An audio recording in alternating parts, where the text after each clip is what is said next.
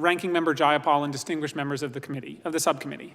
My name is Reichlin-Melnick. I'm the Policy Director at the American Immigration Council, a nonprofit organization dedicated to the belief that immigrants are part of our national fabric and to ensuring that the United States provides a fair process for all immigrants, including those seeking protection.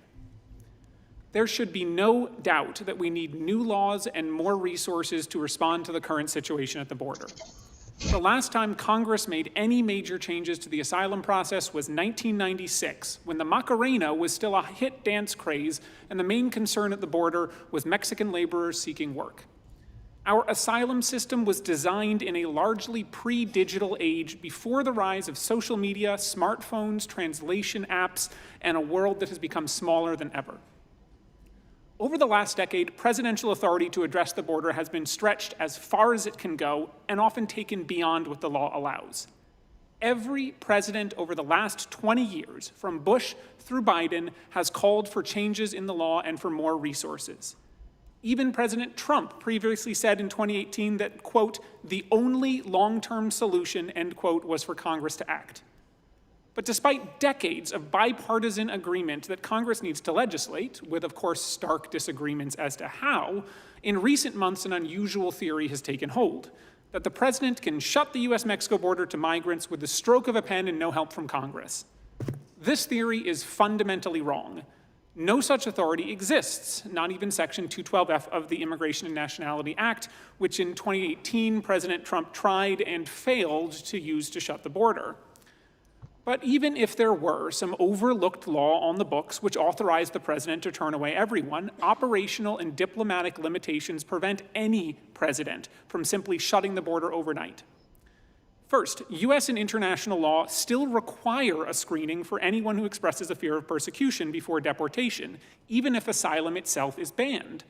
And without enough asylum officers to carry out those screenings, even a policy which bars asylum to all migrants can only be applied at the border to a limited number of people. This is not theoretical. In May, the Biden administration restricted asylum for nearly all migrants crossing the border outside ports of entry. But even though DHS is currently setting new records for credible fear interviews, nearly double the number of credible fear interviews done under the Trump administration, lack of asylum officers means that most people crossing can't have this restriction applied until years later in court in front of an immigration judge. And other issues exist too. Many migrants arriving at the border today cannot be deported at all because there is no country that is willing to take them. For example, Venezuela, a country which we have subject to intense sanctions, has for years retaliated by barring direct US deportation flights. Fewer than 3,000 Venezuelans have been deported via commercial airlines in the last decade. And when the Biden administration briefly got Venezuela to restart deportation flights, they ended in a matter of months because once again the Maduro regime cracked down on elections and stopped the planes. So how do we fix this? Well, hiring more immigration judges and asylum officers is an easy first step. A robust infusion of resources over time will eliminate bottlenecks and allow us to carry out basic screenings and decide asylum cases in months, not years. But we also need innovative thinking about restructuring the system for modern challenges that we face today. For example, migrants must wait years for their cases to be heard in the system that is backlogged as it is. But back in 1996, we made it illegal for asylum seekers to work and support themselves in the months after they arrive.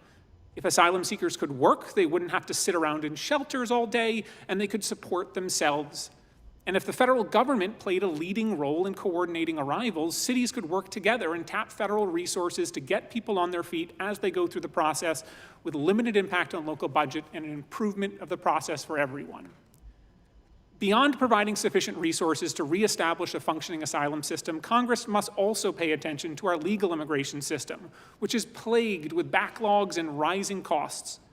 Not only are we driving away the world's best and brightest, but our broken legal immigration system helps unscrupulous actors sell migrants on the idea that the asylum system is their only way to seek the American dream.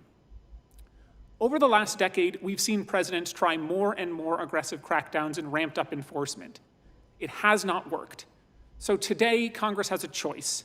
Do we kick the can down the road yet again, or do we do the one thing that we haven't tried and rebuild our broken asylum system, hiring more asylum officers, cutting backlogs, and giving people a fair shot?